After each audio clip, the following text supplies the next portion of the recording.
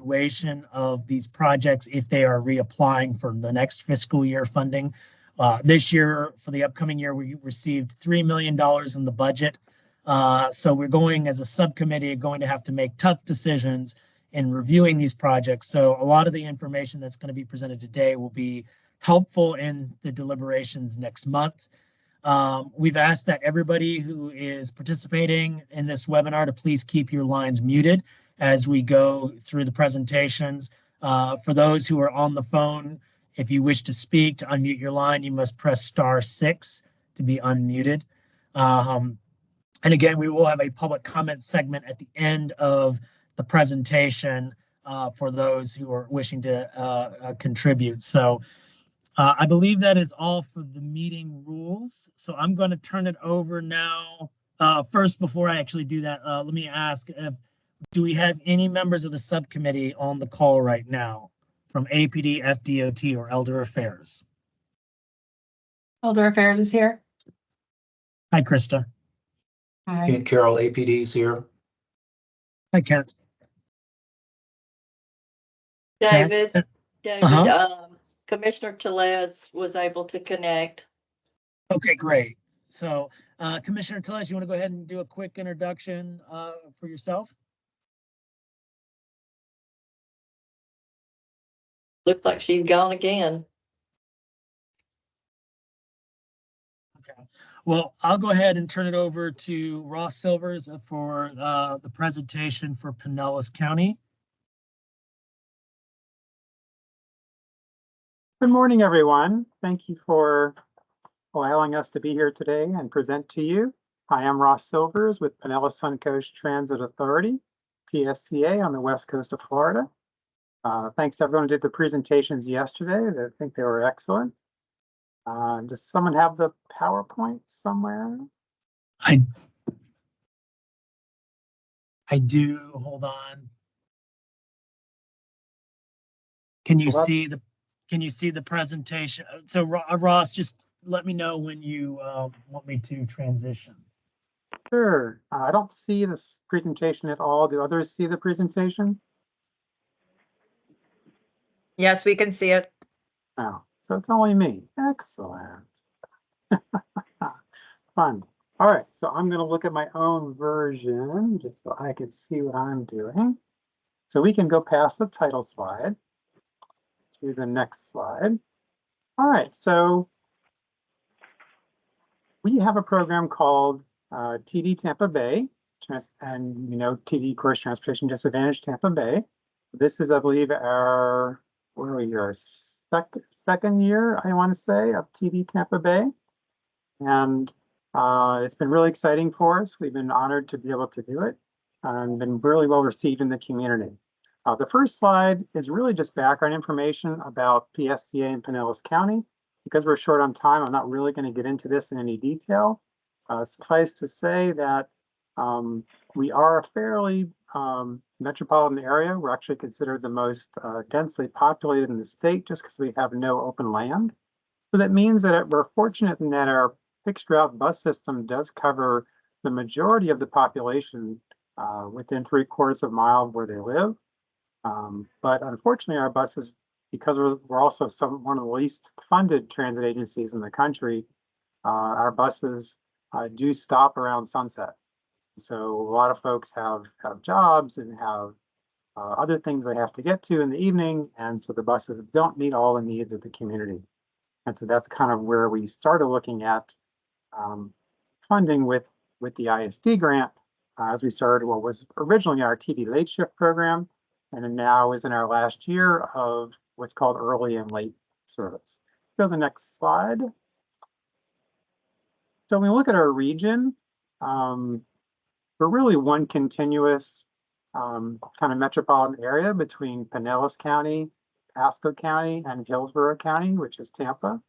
And so that's why we put in a regional application for this grant last year to start TD Tampa Bay, which is essentially the #1 priority for trips that was identified by our NPOs serving our area, being able to have regional paratransit trips. So we can go to the next slide. And essentially, what this grant allows us to do is it's actually technically not regional paratransit, but regional address to address trips because of our partners who we're using. We're using Lyft, Uber, United Taxi, Wheelchair Transport, and then this last year we added a company called GoGo to provide the service.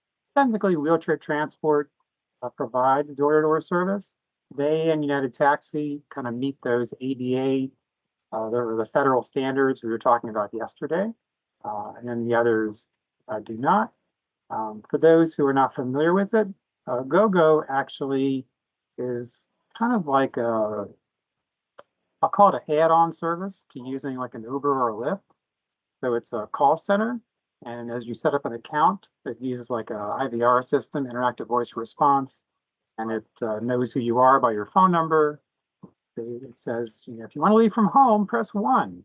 If you want to go to Dr. Smith, a safe location, press 2. And then it gets you your ride that way. And there's always a human there to help you. If you have a problem with Lyft or Uber or anything else, then there's someone there to assist you. We've had about, I think, a dozen people in that program and gotten good feedback from that as well. So moving right along, each county essentially determines the eligibility for the individuals that they have as being TD, refers them to us. We go through a series of questions to get them signed up with a provider that'll meet their needs. We're asking them about what their priority trips are and what they need the service for.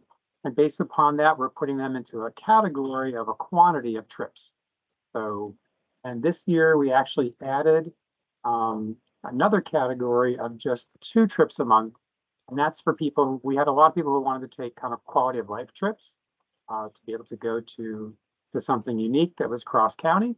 So that was able to meet their needs and helping to serve more people and minimize the wait list that developed this fall. So I'm going to get to that a little bit more as we look at the numbers in just a second. So I think that covers the basics of what this program is in terms of cross-county trips that we're providing. Ambulatory response time is typically under 20 minutes. Wheelchair is around 37 minutes on average. So that's kind of what we're looking at there. We can go to the next slide. So where are we to date? Well, we're looking pretty good. Last year, we did not use all the funds. It was a building year, and this year it's just continued to grow. So we're looking at over 350 people who are signed up for the service between the 3 counties. And about 73 of those people are taking almost 600 rides in the second quarter. That's the last quarter we have complete data for. So really excited to see these cross-county trips being well utilized for all different types of trip purposes. So they're very exciting, very well received, very high in demand. We have been working our way gradually through the waiting list. We had about, I think, 50 or 60 on the waiting list in the fall. We're down to about 20, 25 now. So we are getting there. And next year, with not having the early late, should make greater capacity. So we won't have a waiting list for next year. Other data just to be aware of, about 92% of our Q2 rides had a response time of less than 20 minutes. Also very pleased about that. In terms of our customer surveys that we've done, really everyone, of course, is very excited about the program, but very positive feedback in terms of the actual survey numbers. I want to say it was definitely over 90% positive satisfaction with the service overall. Let's go to the next slide. In terms of lessons learned, really everyone wants to have this service available, but not everyone who has it is necessarily using it. So it's just kind of an interesting thing to see. So it's kind of, it's just like us, right? We want to have the ability to have that mobility in the case that we need it, even more than necessarily have to use it. So I've already talked about the wait list. We covered that. The other service I haven't mentioned is the urgent. So urgent rides are been provided within Pinellas County. Those numbers have actually been declining. So just for kind of simplifying the service, it has been a little confusing, especially in the beginning of having kind of 3 different services under one umbrella. So we'll be getting rid of the quote unquote urgent, or getting rid of these, early late trips. Then urgent is going to remain just kind of a minor part, if anything, and really focusing on these cross-county trips. That's really where we're seeing this huge demand for. So that's kind of the plan as we move forward. Other things for next year, we're looking to add, for people in the top trip priorities, to be able to add Sunday and even overnight service for just the top trip priorities. Right now, the service is Monday through Saturday from 7 to 7. We have not had a lot of service issues come up, and so we're ready to give it a try for top priority trips. If someone cannot take the trip in the daytime and it can't be scheduled in advance, to be able to offer it in the evening or on a Sunday. So that's kind of where we are with the project. I know we're short on time, so I am going to stop there and take any questions now or at the end. Hello, this is Commissioner Tellez. I'm on. Hello, Commissioner. Hello, I finally got on. Sorry about that. We're glad you're here. Yes, I had a question for Ross, and I put it in the chat. What are some of the most popular reasons that people are taking the trips? It's really a mix. We have some people who take it for work. We have some people who are going to, for example, the Moffitt Cancer Center over in Tampa. We have people who are taking it for other health reasons. People who are going to see family. We have people who don't live with their family. They're adults, but they don't get to see their family often. Sometimes it's someone who's living in a facility, so they're going to cross that county line to visit their family member who's in a assisted living facility. So, and then of course, for those people taking it once a month, we have people who went to the Strawberry Festival or to the State Fair. It was a really big kind of highlight for them for quality of life. Real momentous occasion. Thank you. I might have missed it because I came in a little bit late. But my question is, where do you feel like you are with your goals that you set? Do you feel like you're meeting your goals? Are you going to meet them in the next 2 months, or should I say for the grant cycle? Great question. Yes, I don't think I did mention it. We are on track to meet our goals that we had established for this year.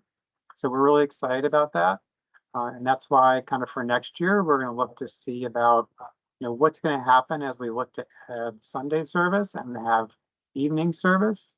It's a little more of a risk just because we don't have the STA staff on coverage 24/7. So can we maintain that high level of customer satisfaction as we do now without having PSTA staff always being available when the service is operating? So that'll be a really interesting metric to look at in the year to come. And I think really to be able to serve the needs and with those trip quantities, people want more trips, but we're trying to balance that with the limited amount of funding that we have. We don't like having a wait list. We want to make that go away and get everyone on the service getting some degree of cross-county trips, but we want to meet the need. So if someone has work, 2 trips a month isn't going to cut it. And if someone has medical needs, 2 trips a month isn't going to cut it. So we're really trying to kind of keep it customized with these different trip quantities. So we're meeting people's individual needs that are on the service. But so far, we're on track to meet goals, so we're very happy about that. Thank you. David, did you mention that you wanted everyone to stay to the end because just in case there's additional questions? Yes. Okay. Are we ready to move on, or is there one more question? There is one more quick question this is Sherry. It says, I apologize if I simply missed a detail, but did you say that the program is discontinuing the early or late trips? And Yes. So I did say that, and that is because we kind of hit our 4 years for that type of service, so we're not able to put that back in here again. We are going to continue to operate kind of TD late shift style trips, at least with our taxi company, because their trips are going to be compliant with everything under our trip and equipment grant. We will see, and we can book those in advance. We'll see what we can do on kind of the working with Uber and Lyft, which is a little less than half the riders on that service. If we can, incorporate that into trip and equipment, or if we, have to push them into the taxi service and advance reservations. We're working that through. Work in progress. Okay, thank you.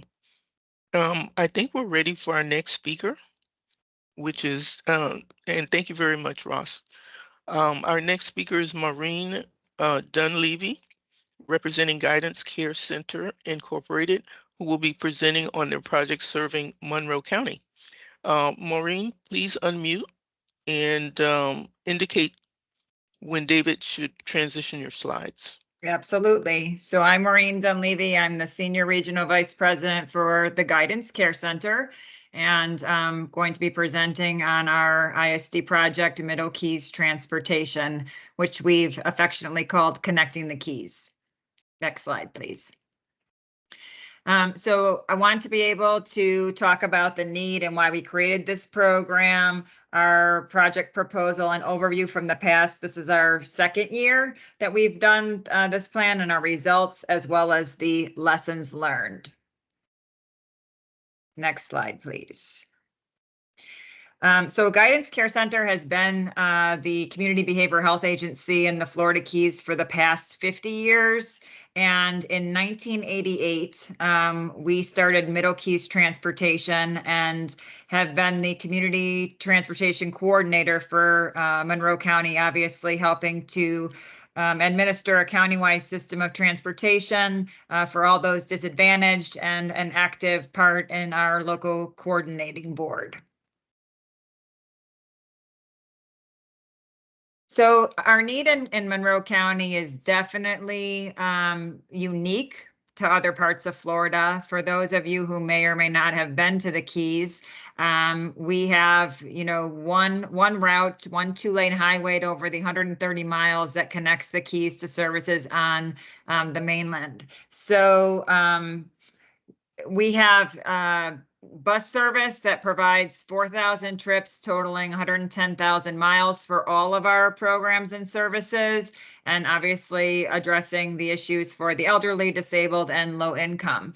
Of course, the transportation we provide can be for medical appointments, shopping, daycare, entertainment, and employment, but I think what's really key is that medical really trumps everything, because especially in the lower Keys, there are very few specialists. And so everybody has to go to the mainland. And in fact, in this past year, the Cancer Center Genesis closed. So now if you live in Key West and you need to get chemotherapy or specialized cancer treatment, you have to go to Miami-Dade, which on a good day is 4.5 hours each way. And of course, if there's an accident or the road is closed, that can also, create long delays to be able to get there. So when we first started this program, we only had one trip per week to Miami-Dade when a driver was available. And now thanks to the ISD funding we've received, we have a designated driver for trips, or designated drivers for trips, and we're able to provide morning trips to Miami-Dade 2 days a week on Tuesdays and Thursdays, and then in conjunction with afternoon trips on the same days. So this allows us to be able to provide extended hours for appointments, for things like if someone is having day surgery, or some of the appointments like to the eye clinic are 4 hours, or those chemo treatments might be 4 hours. And so that enables individuals to go up in the morning and come back in the afternoon. So we have some limitations in the Keys. Obviously, we talked about the lack of specialists and medical providers. In addition to that, which I know the rest of the world is also, facing, is that there's ballooning fuel costs. Insurance costs have also skyrocketed in the Keys, as well as repair costs. And, even just getting appointments with mechanics or getting parts can be difficult here. We also find that our vehicles deteriorate more quickly because of the salt air. And oftentimes, if we have a specialized part, we have to take vehicles to Miami-Dade to be fixed. We also have to pay our staff more because there are rising costs of living in Florida Keys and limited housing as well. So, those are all things that impact our transportation program. Next slide, please. So I kind of just, highlighted some of these things already on the last slide. Most of the medical providers we're going to, we have, common ones, like I mentioned, the Miami Cancer Institute, the Veterans Medical Center, University of Miami Health Systems. I mentioned the Bascom Palmer Eye Institute, Mount Sinai Cardiology, and the Vascular Institute, as well as South Miami and Jackson Memorial. And I don't know if you have never driven the Keys, it's really hard to imagine having to drive that distance at 45 miles an hour on a 2-lane highway to be able to get your appointment. When you talk to people in other parts of Florida, or even in other states, they may say, oh, it's 40 miles, I'll be there in 45 minutes. That's not the case here. And in fact, the 2-lane highway that was originally built was, I don't think they ever envisioned that they were going to have millions and millions of cars and vehicles on that road, due to tourism, due to, people having to go to specialized providers throughout the Keys. So, I mean, just the geography of the Keys is can be very challenging. And 57% of our residents in Monroe County have no access to public transportation. We don't have, a train that goes, from throughout the Keys. It's just that 2-lane highway for that 113 miles, 45 mile per hour. And then if there's any variables, accidents, construction, utility work, that's really going to have an impact. And in fact, when we were reviewing our project and looking at driver time, sometimes, a trip that should take, 8 to 10 hours is taking on average 14 hours for all of those variables that occur. So there's very limited appointment windows for out-of-county transportation. And then again, the driver availability. Excuse me, next slide. This is just kind of giving you an idea of our geography to go from Key West to Key Largo, about how much time it's taking, how many miles it is, what's the round trip, and the minimum round trip if there's no delays. So, we talked about with Key West, going all the way from Key West, you're talking about, 7.25 hours round trip if there are no delays. But we actually looked at what on average is, and sometimes it's on average 14 hours, depending upon those other variables. So that wait time can create a lot of issues as well. So go ahead for the next slide. So as we talked about, when we originally proposed this project, we had a dedicated driver. And so we were added those afternoon trips so that we could expand the hours. As of today, from implementing this project, that pickups in Key West start as early as 3:30 a.m. In order to be able to make those 8 a.m. to 12 p.m. appointments. And then, of course, if clients are having surgery or have extended times for their treatment, they can come back on that afternoon route, which is between 12 and 4. All of our vehicles are ADA compliant and equipped with mobility devices, wheelchair accessible, and our drivers are all trained to provide assistance. We have our normal eligibility process where to make sure that the individual is eligible, and then calls for a reservation 48 hours prior. We also have tried to coordinate with appointments for people going to like services, although that's not always possible, especially with those long appointment times. So if someone is having a 4-hour treatment, the facility can't accommodate, us bringing up 2 to 3 people for that treatment in one day to be able to make the appointment. So what our outcomes have been is less restrictive appointment times, less wait for the doctor. Of course, residents can go up and back the same day, so they don't have to stay overnight in a hotel, which we all know can be extremely costly to stay overnight in Miami-Dade. And most of our individuals, don't have the funds to pay for a $400 hotel room. We also have extended time to allow providers to complete those long treatments so they can go up in one day versus 2. It's door to door, so they don't have to get anywhere to be picked up. We pick them up at their home and drop them at their home. And then it's extremely affordable for them with $10 round trip per person. But of course, we do not deny anyone the service for inability to pay. So, they're going to get the medical services they need, whether they have the money or not. So go ahead, next slide.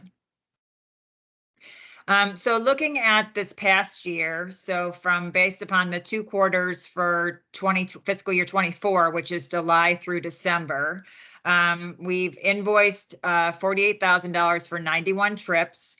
And so most of those were medical trips, as we talked about, and there were only 3 trips that were non-medical. So most of the people in our community are using this service in order to get to those specialized treatments. We had proposed 45 individuals. We're already at 49. And so with time left in the last half of the grant for this fiscal year, we are going to obviously exceed our goal.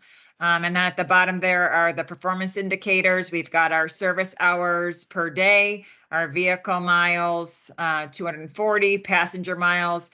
Average wait time per trip is 2 hours and 40 minutes, and our on-time performance percentage is 96%, which, I really attribute to good planning on our part, knowing all the things that could go wrong traveling that, that distance. Next slide, please. We've had a lot of testimonials for people who utilize this service. Like I said, in this past year, with the cancer center closing, there was a lot of residents in Key West that were in distress about that. And with the eye clinic where you can't drive yourself or surgery, those are huge, huge benefits to our residents to be able to transport them, and they don't have to worry about a hotel or for the added costs.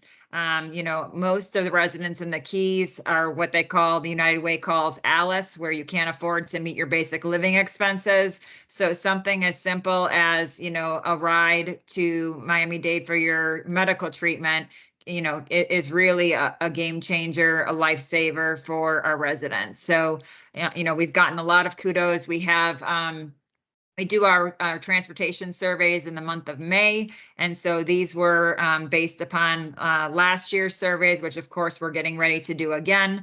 And so, people have really benefited from this program, and we are really, grateful to be able to have received the Innovative Service Development Grant funding for the past 2 years. Next slide. So this has been extremely worthwhile.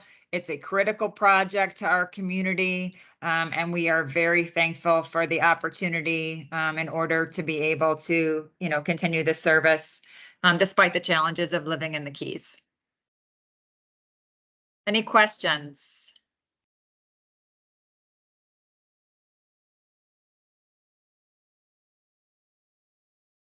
Thank you, Maureen. That sounds like you guys are really providing. I live in Miami-Dade, so I totally get you. It is, and for somebody, I mean, I in our family we've had severe medical issues. Thank God there were 2 of us, because my husband couldn't drive, and we had to do round trip 4-hour trips every day for 4 months. So I mean, Thank God Wow. I'm able to do that. There's many residents in the Keys that don't have that extended family to be able to do that. So this is really a life-saving program for them. Thank you, Maureen. Are you all applying for next year? Yes. Okay, wonderful. Sounds like a great service. Any other questions for Maureen? No? Thank you, Maureen. Thank you. Okay, our next speaker is Laura Edwards, representing Wakulla Senior Center, and Jonathan Register, representing Enable. They will be presenting their project serving Wakulla and Leon counties. Please unmute and let David know when you need to transition your slides. Okay. Good morning, everybody. This is Laura Edwards, the Executive Director of the Wakulla Senior Center, DBA Wakulla Transportation. I am here with Jonathan Register. Jonathan is Director of Development of Enable and started with Wakulla Transportation as the grantee back in October 2022. The Florida Commission for the Transportation Disadvantaged Innovation Service Development Grant Agreement was approved for Enable for the second time in July 2023 through June 2024. And we certainly hope to be part of their journey starting again in July 2024. So I am going to turn this over to Jonathan. Thank you, Laura. And I'd like to start off thanking the commission for also allowing us to serve the TD population. And thank you for everybody for taking the time out of your day today to listen to these updates and presentations. First and foremost, I want to start off by discussing the relationships within the community that we have gained. Our partnerships and collaborations have flourished over the past year, allowing us to better serve the needs of the TD population. We've strengthened our ties with local organizations such as Lively College and the SOAR program, Future Pathways, Florida Department of Education, Lighthouse of the Big Bend, and Vocational Rehab. Each have been invaluable allies in our mission to enhance transportation accessibility.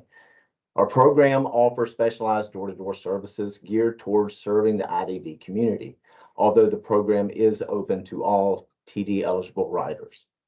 Our advanced offerings include the ability for riders to schedule trips on the mobile app, by texting, by emailing, or by calling our dispatcher.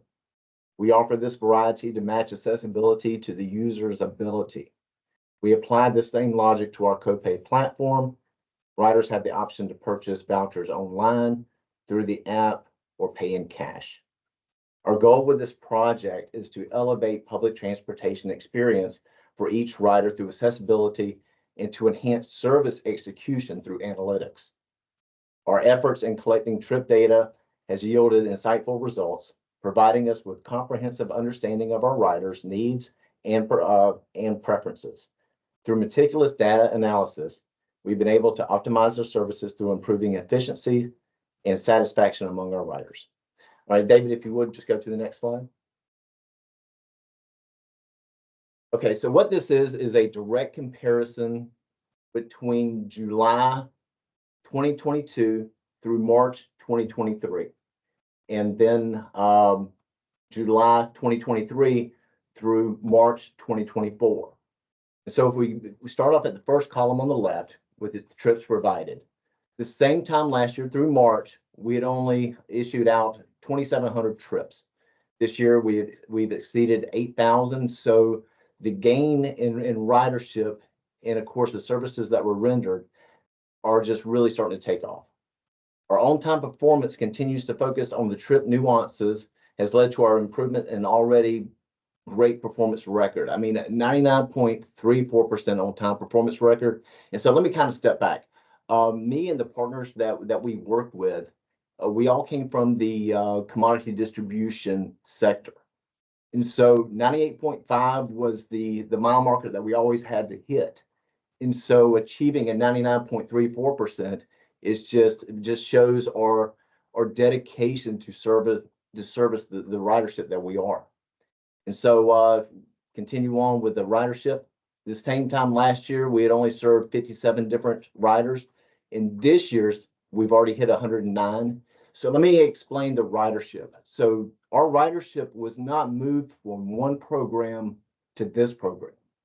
95% of these riders are new riders that were not using public transportation. Our average miles per trip versus last year have increased slightly due to now we're starting to really gain some of the people who live outside, let's say outside the city limits within Leon and Wakulla counties. And then our average minutes per mile is basically gone up just a bit too. But whenever you compare it to our average miles per trip, I mean, it's a nominal rate. And so that's the direct comparison between the last year's project and this year's project from July to March. All right, David, next slide. Okay, so what we had done with this project, so everybody's offering trips and services and things like that. We built on our copay platform that enhanced the user ability last year. And so now we wanted to really dial in how do we elevate the services that we're rendering to each of these riders. And so let's just start off at the top. And so once again, our goal for this year, if you look at where it says trips on the left-hand side, our goal for this year was 13,831 trips. We have completed, as of the end of March, almost 60% of those trips, and we still have about 5,600 trips remaining. So we built this dashboard so we could really dial in, elevate the experience. And so we needed to be able to break it down by driver and by every nuance that we could even think of. And so if we go through the first ones, we can see how many drivers did how many trips, and of course, what the total trips is by month. Now you will see that our December trips dropped, and it's because the vast majority of our trips are to day training programs and to the Lively SOAR program and things like that. And so when students are out for, let's say, Thanksgiving and Christmas and the New Year's break, that's why our trips declined. And of course, you see in January and February, they continue to increase. And once again, we've been able to, through our relationships, is dial into the nuance of students graduating from these programs and then new students coming on. And so we'll begin seeing a new increase in ridership this month, and then of course going on through May, and then another explosion in trips beginning in late May for the summer programs that are offered. And so if we continue on with trips, our ambulatory trips are the majority of the trips that we've issued. And so out of the 8,228 trips, 8,170 have been ambulatory. And so we've just recently began with the wheelchair trips back a couple of months ago. And so we're just expecting that to continue on now that we've actually dialed into that segmented group. All right, David, next slide. All right, so now you can see the non-ambulatory trips per driver is primarily 2 drivers. And so this gives me an opportunity to let you know. And so we have 5 drivers. And so we try to pair up the same driver with the same rider each time they take a trip. And of course, our drivers are level 2 background checked. I mean, we go through extensive background information and drug testing to make sure that we have the right drivers. We usually hire drivers within the disability community. 2 of our latest drivers actually have kids who participate in the Future Pathways and in the SOAR program. And so once again, we can see the non-ambulatory trips that were done by driver, and then we can see the non-ambulatory trips by month throughout this grant cycle. And of course, April, May, and June are blank. That data has not been entered in yet. And so now let's go to our destination on-time performance. If you go back up to the top, our on-time performance is 90. David, back up. Our on-time performance is 99. Come down. There you go. Our on-time performance overall is 99.3%. Our goal was 98%, so we're well over goal. And so once again, we can see our on-time performance by driver. And so I want to kind of illustrate how we use this information, how we utilize this dashboard. So we can dial in and we can take it by week, we can take it by month, we can take it by driver. And so if we see a driver that starts running late more often than they should, then we know it's either a driver issue or a scheduling issue. Then allows us to really dial in and then figure out what the problem is and address that problem. We can see that all of our drivers are above the 99% on time percentage, except driver 1, which happens to be me. And so I was filling in for a little bit, and so did the best I could. But whenever you're only doing 189 trips and you're late twice, it tends to hit your number. But you can see our on-time performance over from July to March there on the bottom. And I mean, we are consistently doing great things. Even when ridership continues to increase, we continue to hit these marks. All right, David, next slide. All right, so here's the average wait time. And so if we go back to our, yeah, just stay on this slide, Dave, I'm sorry. So if we look at our on-time performance, 99.3, and of course we look at our average wait time. And so if we tell a rider that we'll be there at 8, this is how we measure that timeline. And so our average wait time is 2.6 minutes, which is roughly 2 minutes and 40 seconds. And so, I mean, that's a pretty astounding number. Now, some of the people only wait maybe 30 seconds, some of them might wait 5 minutes, but once again, the average is 2.6 minutes. The average rider early arrival, where we say we're going to get there at 8 and we might get there at 7:57, we notate that also. And so this allows us to really dial into the overall view, dial into the driver level to really see if anybody's starting to pick up the riders too early or too late, so we can identify that problem and really go for it. Because once again, where we have a 10-minute window, our goal is to pick up everybody on time and get them where they need to be on time. Because once again, I mean, they're using us to go to school, go to work, go to different functions. And if they're going to school, they need to be at school on time. I mean, it's just one of those things. Same with work. It is just one of those things. And so I'm sorry, David, next slide. So here's the average miles per trip. And so right now our average miles per trip is 9.3. And of course you can see how that fluctuates over the months over the past year. Our average minutes per trip is roughly the same. And you can see where driver 3 has the highest minutes per trip. Now that's the driver who does the majority of the cross-county trips between Crawfordville and Leon County. And so that's why his minutes are so high. And so you can see the fluctuation throughout the year as far as the minutes per trip. And you can see that I will point out in September, you can see where it was roughly 40 minutes per trip. And so we really dialed in to kind of really understand how we started hitting 40 minutes per trip. And what that was whenever some of our new drivers were dropping off the riders, they were not completing the trip on their app.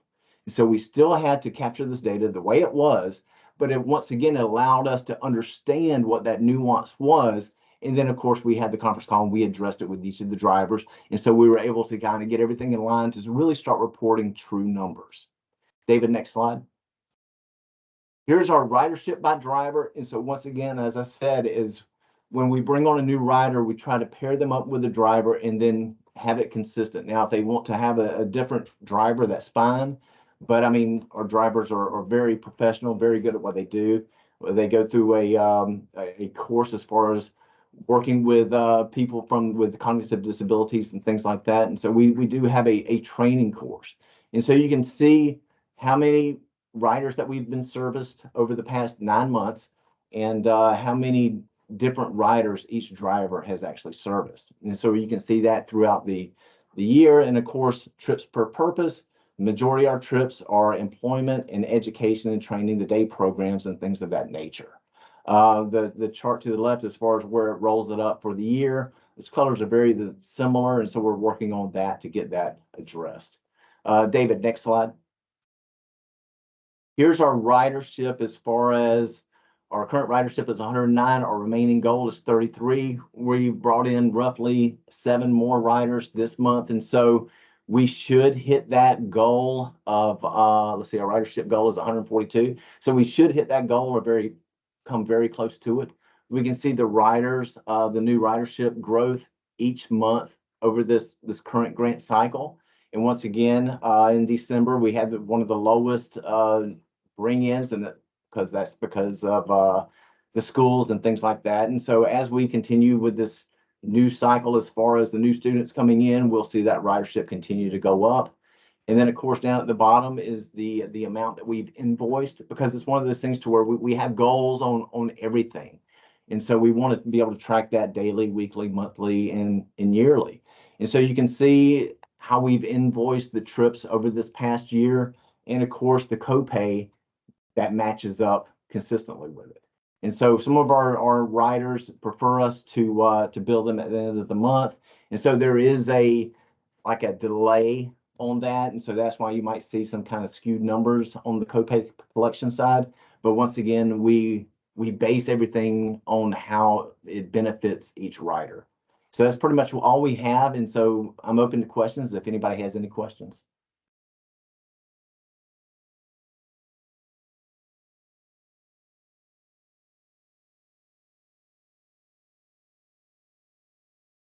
Jonathan, do you have any info on the I would say for your customer satisfaction? So the customer satisfaction, we report every month. Our customer satisfaction is well over 90%. We haven't had anybody that gave us a negative review. And so once again, as we dial into the wait times, and so the biggest thing is how do we enhance the services? And so when nobody has to wait, that's automatic customer satisfaction. Because one thing we've realized out of our ridership, the only people who really turn in the survey forms are the new riders. And so, I mean, a lot of them, they'll tell the driver, and so we don't accept that. And so it's only mainly the new riders that do it. And so, and of course, we talk with the guardians all the time.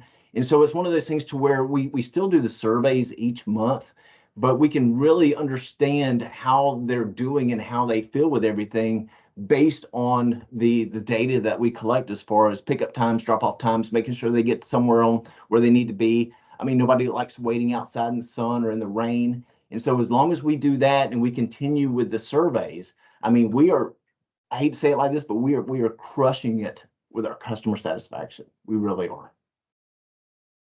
Oh, thank you.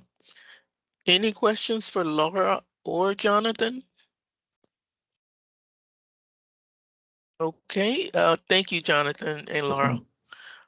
Okay, so let's go to our next speaker, which is Kat DeGray, representing MTM Transit LLC and CTC for Highlands, DeSoto, Hardy, and Okeechobee counties. She will be presenting on their project serving Highlands. Kat, please unmute and let David know when you need to transition your slides.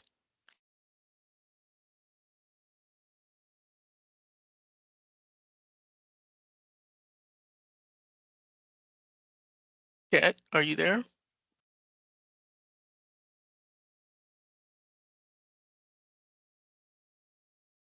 Why don't we see if Bill Herndon's on it? We can do Lake County while give them more time. Okay, Bill, are you ready? I am. Okay, introduce yourself and let us know how we can transition your slides. Okay, I put too many transitions in my slides, so I'm going to apologize in advance. Okay. Lake County Transit. Yeah, we're done. We still have to hang on. Yeah, no. Oh. Lake County Transit applied for a TNC grant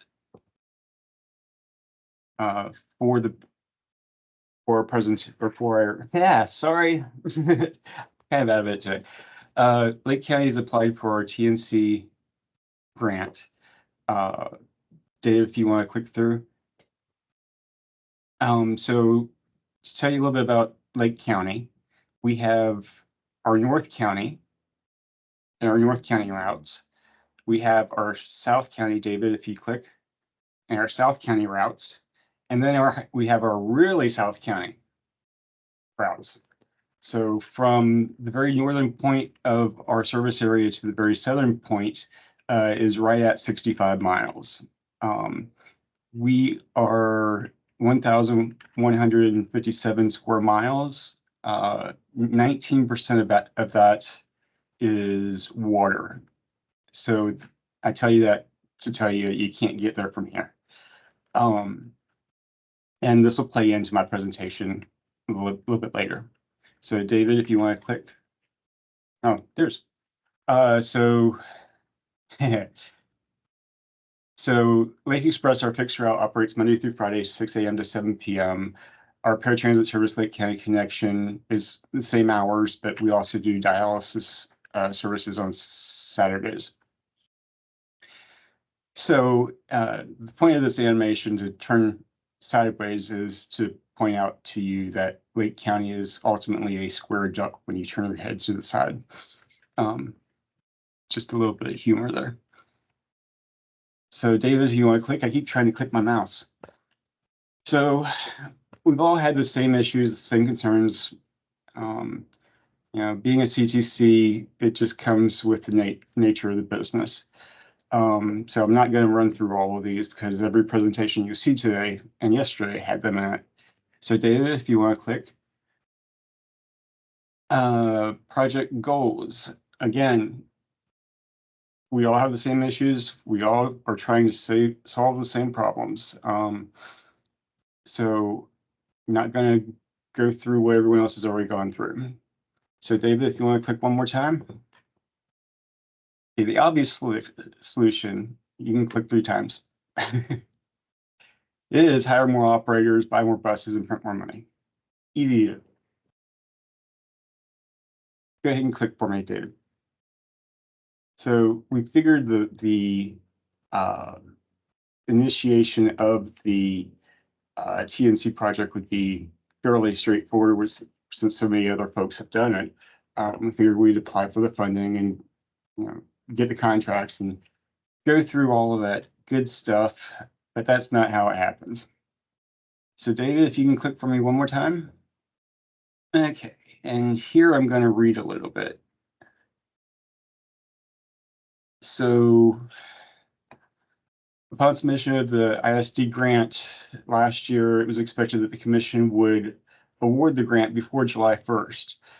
Lake County's internal procedures require that we take grants awarded back to our county commission for authorization to accept the grant. This process usually takes about 8 weeks, and considering the various steps involved in the agenda preparation, prior approvals, legal review, all that good stuff, it generally takes about 8 weeks to get on an agenda. With this timeline in mind, when we actually applied for the grant, we budgeted for 9 months of funding our request, trying to stay conservative, realizing it was going to take us some startup. So the CTD actually approved the award on August 28th. It was subsequently included in our county commission agenda on October 24th to seek authorization to accept the award, approve the budget, unanticipated revenues, and transfer the required match reserves. The grant agreement was fully executed on November 29th. Although the grant amount remained unchanged, the funding was distributed evenly over the remaining 7 months of the grant year. Since November, our team of 6 people have been diligently engaged in various activities, including, you know, everything you all go through, NTD reporting, PTASP updates, major TDP updates, fair analysis, triennial review, all that good stuff.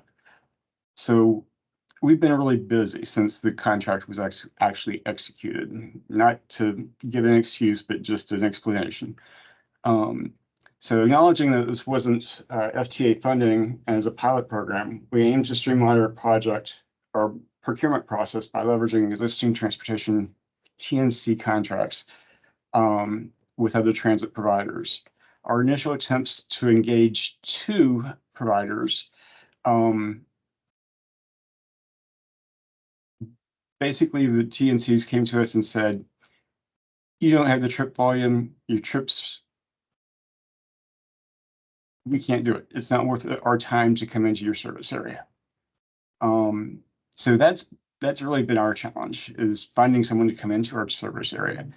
One of the TNCs, trying not to name names, said, yeah, sure, we'll give you a charge account, but no volume discount. Another one, I couldn't even get to return my calls. So we're still struggling with that. So we found a contract out of Texas. The Texas Council of Governments actually does a pooled procurement, similar to our TRIPS program, that has one of the TNCs on it that we are looking into. although my procurement staff is giving me a hard time about not using an in-state contract. So we're hoping to launch our TNC project in the next month or two. Despite lacking 1-year operational data for year 2 funding considerations, we hope the ISD selection committee recognizes that the challenges we faced, partly beyond our control, along with lessons learned and our commitment to offering TNC solutions to our eligible paratransit customers. So as you can tell, the timeline got way out of whack. So go ahead, David. So our current status is we're still trying to contract. We've got a lot of our policies, procedures, and stuff in place, assuming that it jives with the contract. Go ahead and click, David.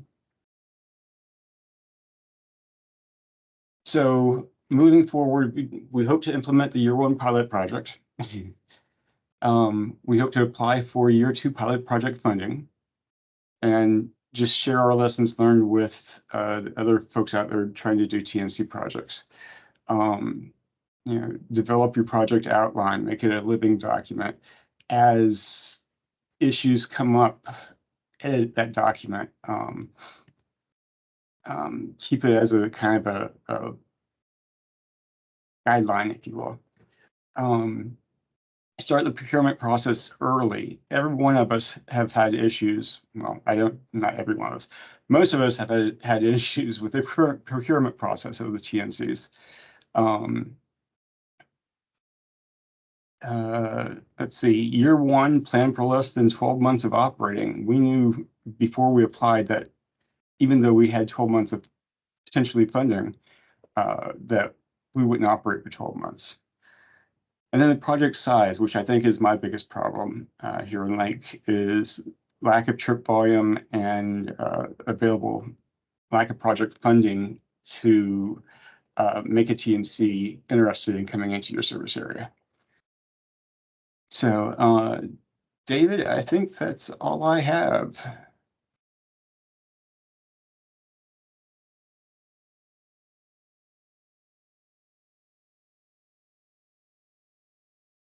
Bill, thank you. I hope you're feeling better. Thank you. What makes you think that anything will be different next year? Well, the good part is we've already started the process. We've got our policies and procedures in place. We've got some of our marketing done. Our biggest problem is getting a provider, honestly. I've heard of other CTCs, transit agencies, that have actually had their core paratransit provider do a contract with the TNC to make the process easier, and they're just doing it as a pass through to the core paratransit provider. So I think I've got a couple of leads that are really close. Yesterday, actually received an email from a new TNC who was interested in coming into our service area. So I think we're looking, I think we're heading the right direction there. And what was your anticipated volume? Ooh, I think I do not recall offhand, the funding amount was 183,000. I believe the trips we estimated right at, I don't remember, I'm sorry. That's okay. It's okay. I want to know if there's any questions from anyone else before we move into public comments. Anyone? Well, thank you, Bill. Thank you so much for being here with us today. What I'd like to do now is to move into public comments. We want to invite the public and other members of the audience. If you're interested in speaking, please indicate in the chat box and our team will call your name. Public comments are limited to 5 minutes per speaker. Please direct your comments to the presentations and ISD grant program. Speakers, please remember to unmute your line and press *6 if participating by phone. Please indicate your name, organization represented, and county of residence for the record. Are there any public comments?